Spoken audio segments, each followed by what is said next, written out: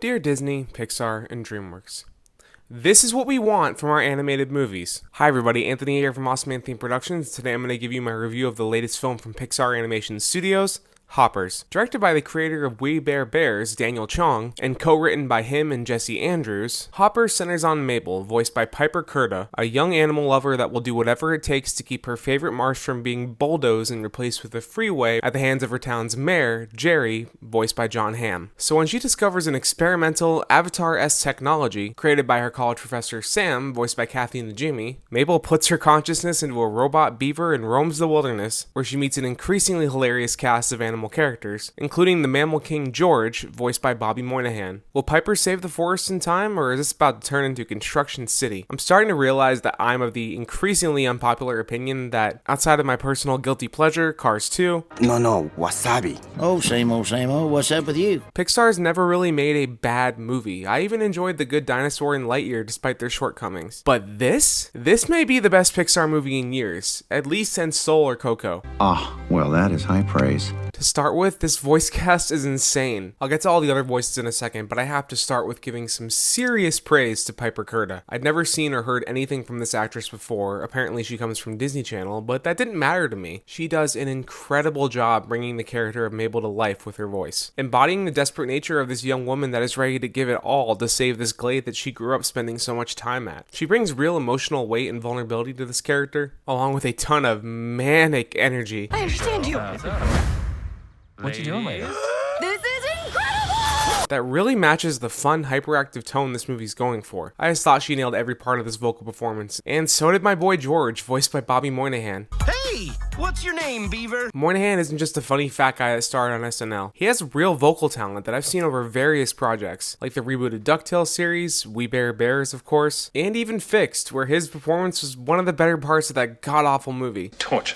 Here, he brings a light silliness to this crown-sporting beaver. How did he get a little crown? That's your question. Of course, playing into his comedic timing and his animation-ready voice. But just like Piper Curda as Mabel, he brings a real emotional weight and sweetness to this role too. The rest of this cast is stacked too, including a villainous Dave Franco that is completely unhinged, Eduardo Franco continuing to lean into his lazy, stoner-type persona, and a slow little beaver. My dudes. Melissa Villaseñor as a goofy but protected bear, Kathy Najimy as an eccentric scientist, but there's one more voice role I really want to shout out. John Hamm as Mayor Jerry. He just relishes in this role that is nothing short of self-absorbed and douchey. The perfect portrayal of a politician, if I'm being honest. John Hamm just really throws it all out there with his vocal performance. Charm, eccentricity, fear that borders on a total mental breakdown, and even a softer side that comes out in the third act. Which actually leads me to my next point, that these characters, obviously voiced to perfection, wouldn't be half as memorable if they weren't written as well as they were. Mabel, George, even Jerry, they're some of the most well-rounded characters I've seen in years. And they're in an animated talking animal movie. Make it make sense. Mabel isn't just the infallible, perfect heroine. She's very much blinded by the pursuit of her goals and actually makes some crappy decisions along the way that put her friends in danger. And I appreciate that the film actually dedicates time to showing how that blind pursuit can actually be kind of destructive. George seems like the one-note optimistic leader at first, but as the movie goes on, you really see that he's really just in over his head and trying to do his best with a smile on his face. And Jerry? I don't want to go too far into this for fear of spoilers, but this character is a lot more to him than just being a self-serving politician, and I just love the way he was written, along with his rivalry with Mabel. I'd hate you even if I didn't hate you. To keep talking about the writing a bit, this movie is not just emotionally rich, like Victoria and I both cried several times. My emotions! But it's also hilarious. Puns, genuinely clever written jokes, dark humor, weirdness, wacky animation. I laughed more in this movie than I have since seeing The Naked Gun last year, and that only scratches the surface of the insanity that this movie holds. That's pretty funny. If you're at all familiar with Daniel Chong's work on We Bare Bears, the wacky, irreverent style of humor that this movie is just chock full of will no doubt feel familiar to you. And it really just works through and through. Now, to get to the star of any Pixar movie.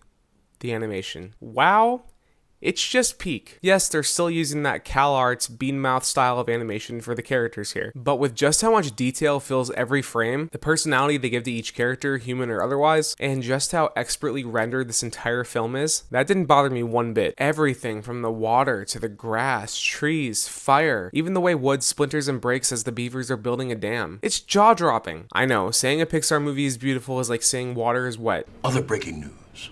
Water. Wet. but I seriously cannot understate how beautiful this movie is, while still keeping a cartoonish sense of wonder and personality. Pair that with an electronic, fun, and moving score from Mark Mothersbaugh, and you've got a recipe for one of the best Pixar movies in years. It may take a bit to get going and does drag a little bit in the middle, but those are tiny complaints compared to everything this movie does right, including handling its messaging with grace and confidence. I absolutely love this movie, and will not be surprised if it ends up on my top 10 of 2026 list come January. And that's my review of Hoppers. Please like, subscribe, and leave a comment. Thanks for watching, and I will see you next week for my review of Undertone.